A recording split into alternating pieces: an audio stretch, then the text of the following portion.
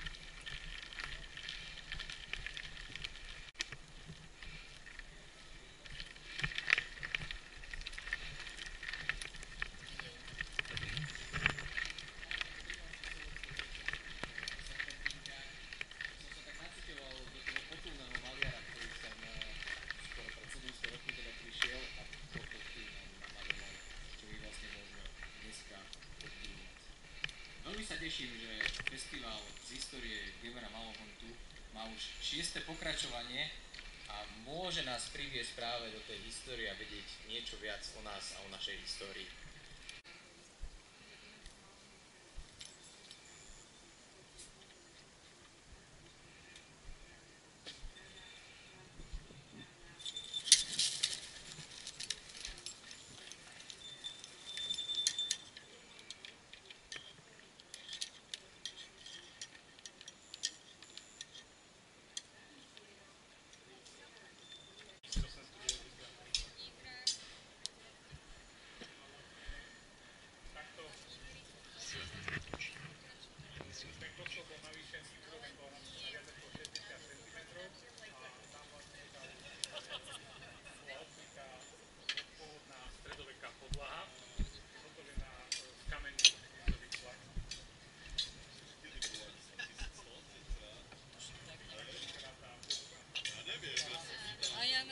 Vyššie a vyššie storočia, ale teda robíme.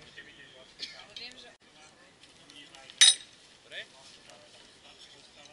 ono sa ti potom takto pekne výrazí, akurát, že táto je cvičené, lebo keď sa budeš zaháňať, tak sa môžeš stať, že trafíš bokom a potom sa ti nevyrazí.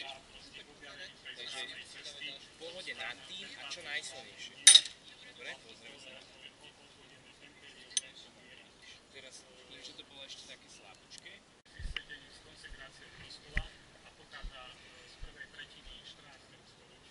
Čo, vieme, čo to je?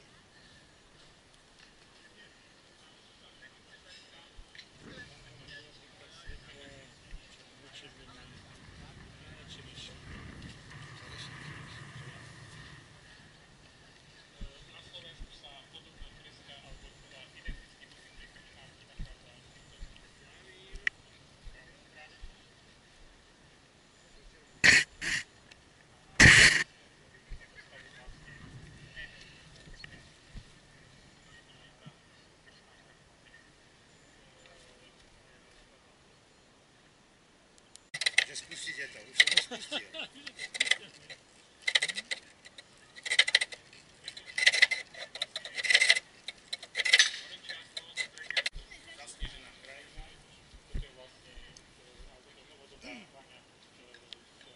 Chceš ísť do toho trošička? Áno, zastav vám to.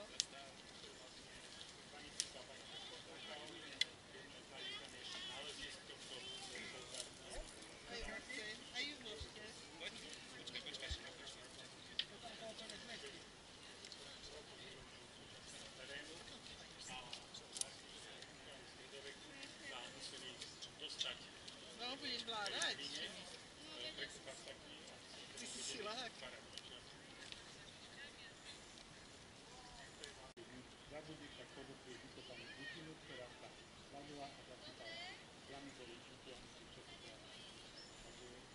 takéto tragédie sa stávali pri ťažbe tej tamskej hliny, ktorá bola vynikajúcim podarom.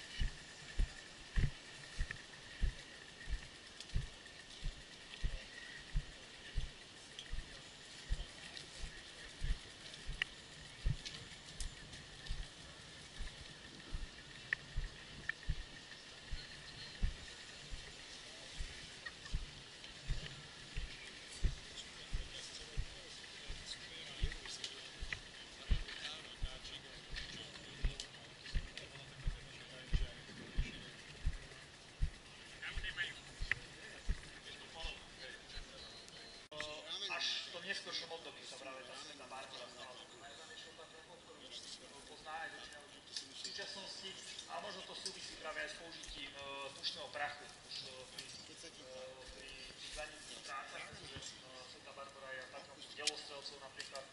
A tá Barbara je teda tá hlavná. A uvidíte nejaké také pomôcky, ktoré títo ľudia používali pri svojej práci. No a ideme na záver, to je ten ľavý, stredná časť vlastne ľavej strany toho obrazu. Nejaký je hladný. Vidí tu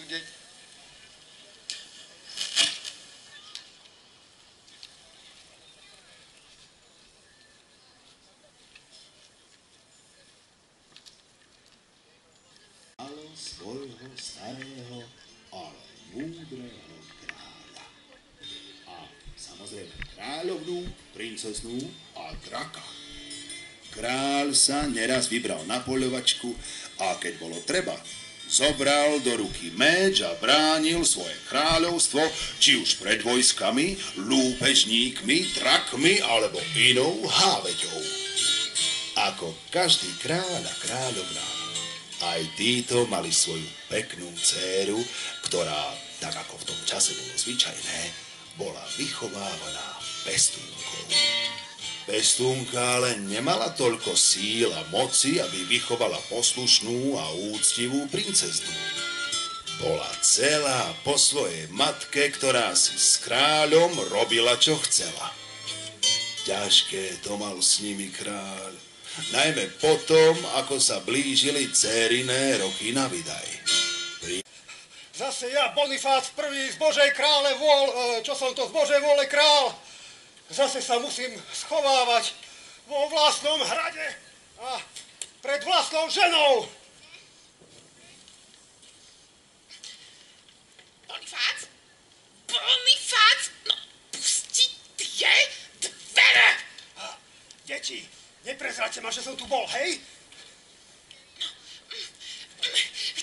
No, sme neskončili ten náš rozhovor. No kde je? Vy ste ho videli? Áno?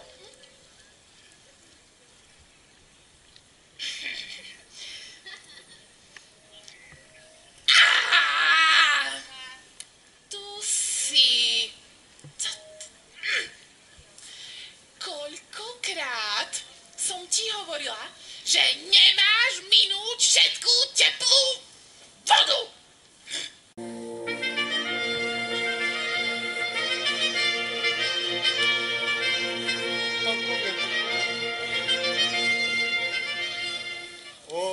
Vítajte, pýtači.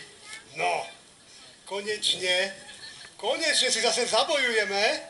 Zabojujeme? No, a ak sa zadarí, určite aj dievku vydám. No, tak dajme sa do toho. Do boja!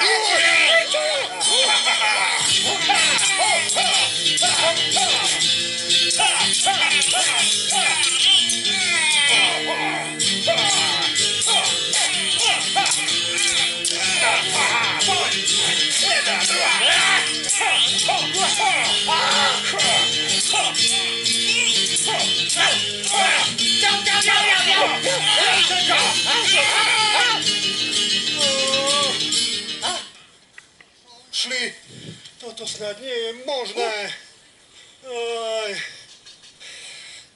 To sa naozaj nenájde nikto, kto by nás porazil. Veď to bola jediná podmienka, aby som hyn dceru vydal. Ja?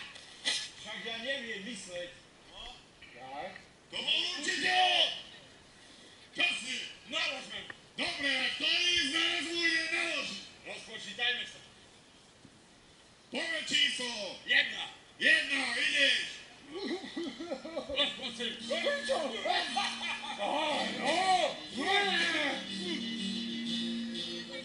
Neustačilo. Ale už ma začínaš trošku zhnevať!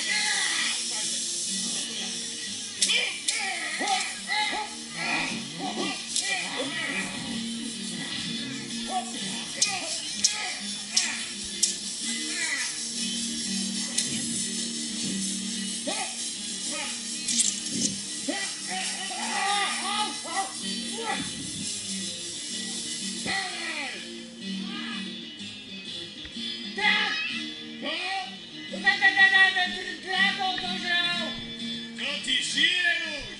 No,